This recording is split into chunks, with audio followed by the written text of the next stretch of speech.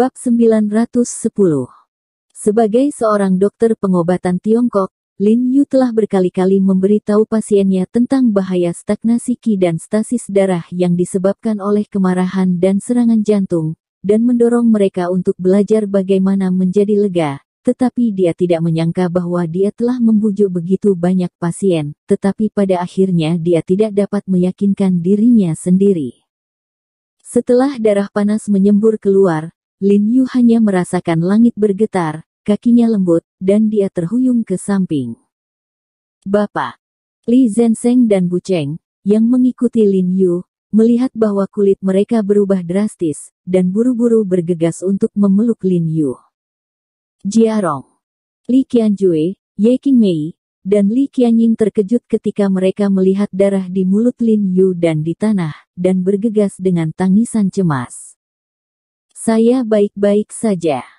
Lin Yuqiang menahan darah yang melonjak di dadanya, mendorong Li Zhensheng menjauh, membebaskan dirinya dari pelukan Li Zhensheng, menoleh dan terus berjalan keluar, tetapi setelah mengambil langkah, matanya gelap di depannya, dan tubuhnya langsung jatuh ke belakang.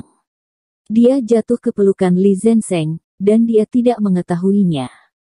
Jiarong. Bapak. Semua orang tiba-tiba panik ketika mereka melihat ini, berseru lagi, dan untuk sementara, mereka bingung, karena tidak ada yang mengira bahwa Lin Yu akan jatuh suatu hari nanti. Namun, Li Zhensheng dan Ba Cheng, yang terbiasa mengikuti perintah Lin Yu, tiba-tiba merasa bingung setelah Lin Yu jatuh. Bagaimanapun, mereka terbiasa mengikuti pengaturan Lin Yu, apalagi sekarang tubuh Lin Yu mengalami masalah. Mereka bahkan tidak tahu ke rumah sakit mana harus mengirim Lin Yu. Rumah Sakit Umum Komando Militer, pertama pergi ke Rumah Sakit Umum Komando Militer, di mana peralatan medisnya bagus. Li Qianhui berkata dengan cemas, dan kemudian memerintahkan tangannya untuk turun dan mengemudi. Kerumunan itu segera mengangkat Lin Yu ke dalam mobil, dan kemudian bergegas ke Rumah Sakit Umum Daerah Militer. Li Qianying duduk di samping Lin Yu yang tidak sadarkan diri, memegang erat tangan Lin Yu, matanya memerah, dia mencoba yang terbaik untuk menahan air mata di matanya, ekspresinya khawatir.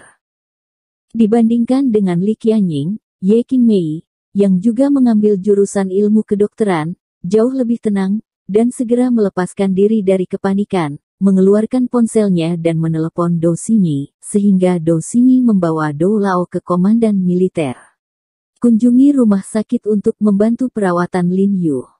Ketika Do Xinyi mendengar tuannya pingsan, dia secara alami tidak berani mengabaikan sedikit pun. Setelah berteriak pada kakeknya, dia tidak bisa menunggu terlalu lama, jadi dia tidak sabar untuk meletakkan kotak obat dan bergegas ke rumah sakit umum di wilayah militer. Setelah Do Xinyi tiba di rumah sakit, Lin Yu ditempatkan di bangsal mewah yang nyaman dan luas. Pada saat ini, orang-orang berdiri di dalam dan di luar pintu. Zhao Zongji juga ada di sana, dan terus memberitahu anak buahnya apa yang harus dilakukan. Ye Qingmei dan Li Qianying berdiri di luar pintu dan berpegangan tangan satu sama lain, wajah mereka pucat dan gugup. Suster Qingmei. Do Xinyi melihat Ye Qingmei, berteriak dengan cemas, berlari ke depan, dan berkata dengan panik, apa yang terjadi dengan guru? Dokter di rumah sakit sedang melakukan pemeriksaan di dalam. Ye Qingmei berkata bahwa dia buru-buru berjalan ke Zhao Zongji dan memperkenalkan Do Xinyi kepada Zhao Zongji. Ketika dia mendengar bahwa dia adalah murid Lin Yu, ekspresi Zhao Zongji sangat gembira, dan dia tidak berani menunda sedikit pun, jadi dia segera memanggil dokter di dalam dan memberitahu Do Xinyi masuk. Do Xinyi melihat Lin Yu yang pucat di ranjang rumah sakit, jantungnya menegang, dan dia berjalan cepat ke Lin Yu, duduk di sebelah Lin Yu, mengulurkan tangannya dan memeriksa pergelangan tangan Lin Yu. Karena itu adalah tuannya, Do Xinyi tidak berani mengambil perhatian sedikit pun. Dia menahan napas dan mencoba selama lebih dari 10 menit sebelum dia menghembuskan napas. Dia menoleh ke Ye Qingmei dan yang lainnya dan berkata, Tuan, tidak ada yang serius tentang dia, itulah yang sering kita katakan. Dengan cemas, Saya akan meresepkan beberapa obat untuk menenangkan hati, mengatur qi, dan mengurangi efek samping pada perut. Setelah sembuh, dia akan baik-baik saja. Ye Qingmei dan yang lainnya menghela nafas lega ketika mereka mendengar ini. Setelah Dou Xingyi menulis resepnya, Zhao Zongji memerintahkan orang-orang untuk pergi ke Departemen Pengobatan Tradisional China untuk mengambil obat dan meminumnya, dan pada saat yang sama memberhentikan para dokter dan perawat di sekitarnya. Tidak lama kemudian, Tuan Dou juga bergegas dan memeriksa denyut nadi Lin Yu, dan sampai pada kesimpulan yang sama dengan Dou Xingyi, yang setara dengan meyakinkan semua orang. Ada apa dengan Jiarong? Mengapa ini terjadi? Dou Lao bertanya dengan penuh tanya sambil mengemasi peralatan medis. Ini bukan tentang cairan mulut Changsheng. Li Qianjue berkata dengan ekspresi kuyu, dibandingkan denganmu, apa kau pernah mendengar rumor? Aku sudah mendengar tentang insiden ini sedikit, tapi kemampuan Jiarong untuk menahan tekanan selalu sangat kuat, jadi dia tidak akan dihancurkan oleh kemunduran seperti itu. Dou Lao mengerutkan kening dan bertanya dengan bingung, selain itu, hasil pemeriksaan dari Biro Inspeksi belum keluar. Apakah penyebab cairan mulut Changsheng masih belum meyakinkan? Tidak semua karena ini. Li Zhensheng menggeleng. Kemudian Lin Yu pergi ke rumah sakit kedua Universitas Beijing pada sore hari untuk dipukuli, dan dia memberitahu Dou Lao tentang penghapusan pengobatan China, yang baru saja dia lihat ketika dia menyiapkan obat di gudang bahan obat.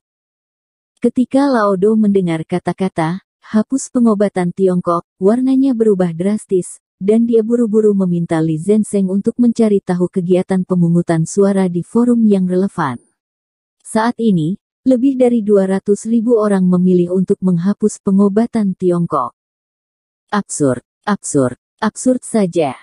Dou Lao gemetar ketika melihat pemungutan suara di ponselnya, dan berkata dengan tajam, saya sangat tidak yakin dengan budaya negara saya sendiri, dan bahkan menyakiti pembunuhnya. Saya benar-benar malu dengan leluhur saya.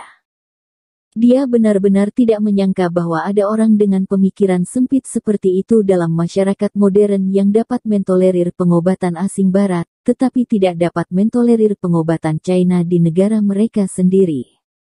Tidak heran Jiarong akan sangat marah.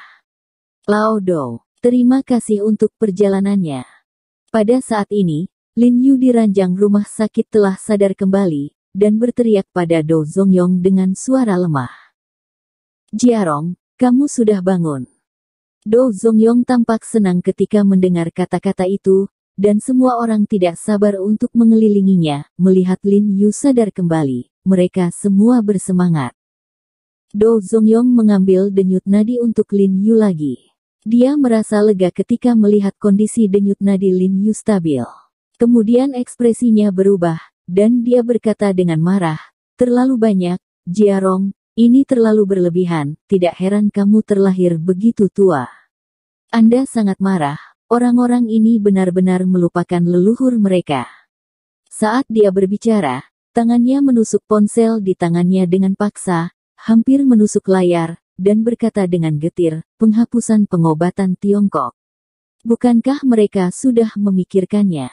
Nenek moyang mereka bergantung pada pengobatan Tiongkok selama beberapa generasi untuk bertahan hidup. Praktisi pengobatan Tiongkok kami telah muncul dalam jumlah besar dan pencuri, dan untuk menyingkirkan para pembangkang, bahkan reputasi pengobatan Tiongkok hilang, dan tidak mengherankan jika orang lain menolak kami.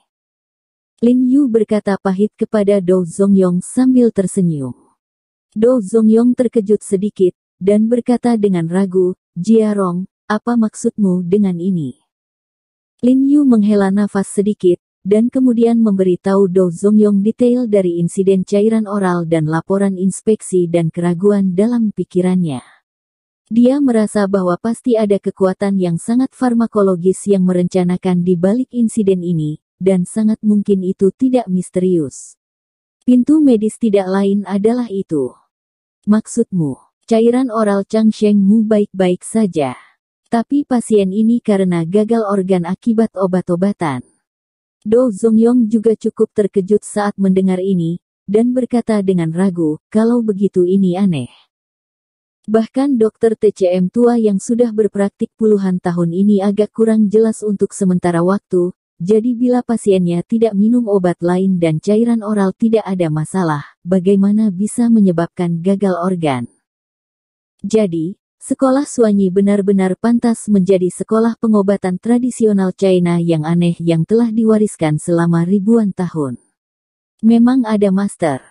Lin Yu tidak bisa menahan senyum pahit, dan kemudian menghela nafas tak berdaya. Sayang sekali mereka memiliki keterampilan dan sumber daya medis, tetapi mereka hanya ingin menghasilkan uang. Mereka tidak pernah berpikir untuk mempromosikan pengobatan Tiongkok. Cuma mereka juga layak disebut pengobatan China. Do Zongyong mendengus dingin, dan berkata dengan marah, mereka adalah kotoran tikus dari profesi medis China.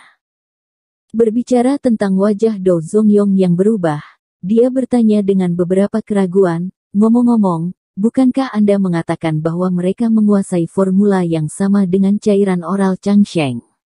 Jika mereka membuat reputasi cairan oral obat Cina yang dipatenkan menjadi buruk, itu juga untuk mereka. Bukankah itu bagus? Saya juga bertanya-tanya tentang ini, tetapi menurut Chu Yunxi, produk yang diproduksi oleh kelompok mereka bukanlah cairan oral atau potongan rebusan. Lin Yu berkata dengan bingung. Ya, sejauh yang kami tahu, karena kejadian ini, banyak cairan oral obat Cina yang dipatenkan di dunia telah terpengaruh, tetapi produk mereka tampaknya tidak terpengaruh. Li Qianzuo berkata dengan wajah tenang, bingung, lagi pula, menurut orang-orang di bawah kita yang menanyakan tentang berita, penjualan mereka masih terus meningkat. Bagaimana ini mungkin? Do Zongyong berkata dengan wajah penuh kecurigaan, pengobatan tradisional Tiongkok sama-sama makmur, dan semuanya hancur. Penjualan mereka meningkat bukannya turun, kecuali jika mereka tidak menjual produk obat tradisional Tiongkok.